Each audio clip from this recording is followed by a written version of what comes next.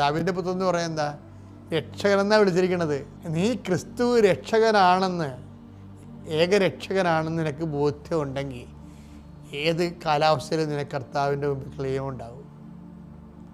ചിലപ്പോൾ ഇത്തിരി വട്ടം കളിപ്പിക്കും, പക്ഷേ അത് നീ കുറച്ചുകൂടി ഫെയ്ത്ത് അപ്പോൺ ഫെയ്ത്ത് ഉണ്ടാകാൻ വേണ്ടി, വിശ്വാസത്തിന് മേൽ വിശ്വാസം ഉണ്ടാകാൻ വേണ്ടി നിൻ്റെ വിശ്വാസ വളർച്ചയ്ക്ക് ദൈവം ചെയ്യുന്ന ചില ഹോംവർക്കുകളാണത്, ഗൃഹപാഠങ്ങൾ. ക്രിസ്തുവിൽ വിശ്വാസം ഉണ്ടെങ്കിൽ നമ്മൾ വിളിക്കാതെ തന്നെ പരിശുദ്ധാത്മാവ് വരും എന്നാണ് ഞാൻ മനസ്സിലാക്കിയിരിക്കുന്നത്. സഭയുടെ പഠനം എന്താണെന്ന് ഈ വിഷയം നോക്കിയില്ല. ക്രിസ്തുവിൽ നിങ്ങൾക്ക് വിശ്വാസം, ക്രിസ്തു ഏക രക്ഷകനാണെന്ന് വിശ്വാസം ഉണ്ടെങ്കിൽ പ്രത്യേകം വിളിക്കാതെ തന്നെ പരിശുദ്ധാത്മാവ് വരും. ഈശോയ്ക്ക് മനുഷ്യരാശിയുടെ വിശ്വാസത്തിൻ്റെ ലെവല്,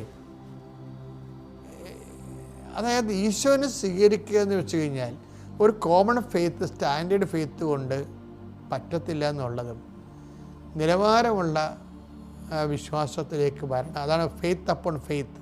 ഈ കൃപയ്ക്ക് മേൽകൃപയെന്ന് നമ്മൾ ആർജിക്കണമെങ്കിൽ ഫെയ്ത്ത് അപ്പോൺ ഗ്രേസ് അപ്പോൺ ഗ്രേസിന് വേണ്ടി ഫെയ്ത്ത് അപ്പോൺ ഫെയ്ത്ത് വേണം. എന്തെങ്കിലും ഒരു രോഗം, ക്ഷീണം, അതുപോലെ ഇടറൊക്കെ വരുമ്പോൾ നമ്മൾക്ക് ആ ഇടർ വന്നു, രോഗം വന്നു എന്നുള്ളത് ഓക്കെയാണ്. പക്ഷേ ദൈവം ഉദ്ദേശിക്കുന്നത്, നമ്മൾ ഉദ്ദേശിക്കുന്നത് അതിൻ്റെ സൗഖ്യമാണ്. ദൈവം ഉദ്ദേശിക്കുന്നത് അത് വെച്ച് ഫെയ്ത്ത് അപ്പോൺ ഫെയ്ത്ത് ഉണ്ടാകണമെന്നാണ്. പലപ്പോഴും ആ ഒരു ബോധം ഉണ്ടാകണം. ദൈവം എന്താ ഉദ്ദേശിക്കുന്നത്, എന്താ ദൈവം ഉദ്ദേശിക്കുന്നത്? ഗ്രേസ് അപ്പോൺ ഗ്രേസിന്, കൃപയ്ക്ക് മേൽ കൃപയ്ക്ക്, ഫെയ്ത്ത് അപ്പോൺ ഫെയ്ത്ത്, വിശ്വാസത്തിന് മേൽ വിശ്വാസത്തിൽ നമ്മളെ വളർത്താൻ വേണ്ടി ദൈവം ഉദ്ദേശിക്കുന്നുണ്ട്.